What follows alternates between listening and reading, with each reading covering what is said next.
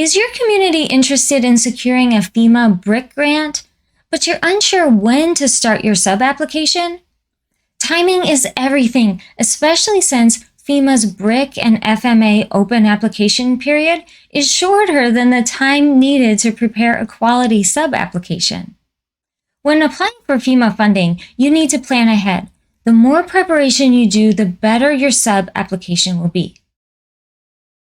Over the last several years, FEMA's BRIC and FMA open application period has been around the same time of year. This is really helpful when planning your sub-application because you know when to expect the Notice of Funding Opportunity, or NOFO, which starts the open application period. Once the application period opens, each state emergency management agency will establish a deadline for sub-applications. If you're a community or a county, you submit a sub-application to your state agency. So this is your actual deadline.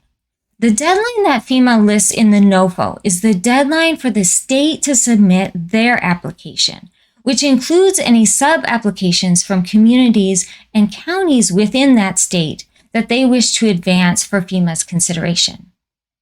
The great thing about FEMA grant programs that many people don't know is that all of the flood mitigation applications have the same general requirements.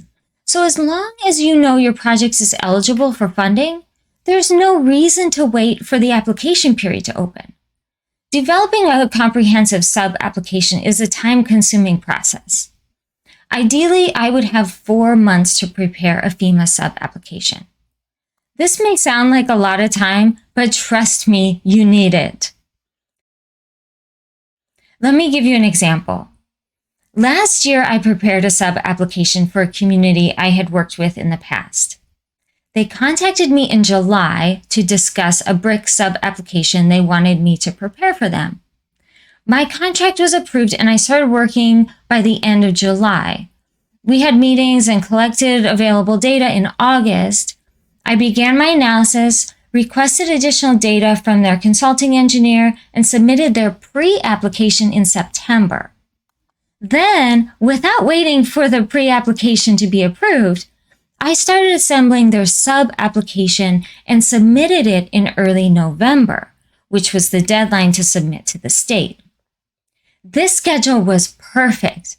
I had time to work with their engineering consultant and staff at the community to collect information I needed, and we had a thorough sub-application to submit in November. Now let me go over a typical yearly schedule for a community interested in applying for FEMA funding. Start your sub-application in the summer and finish it in the fall. As long as you already have an engineering study prepared or you're able to use FEMA's flood insurance study, this will allow enough time to prepare a thorough sub-application. Many communities wait for the NOFO to be released in the fall before they start their sub-application, which does not allow enough time to meet the state submittal deadline 1 or 2 months later. Then in early winter, I reserved time to address any comments from the state before FEMA's deadline at the end of January. Then in the late winter and early spring, I do a lot of grant planning for communities. This is a good time to review your upcoming projects and prioritize them for future grant applications. If you have submitted a FEMA sub-application in the past, only to find it was not selected for funding, watch my video or read my blog on reasons why your BRIC sub-application was not successful.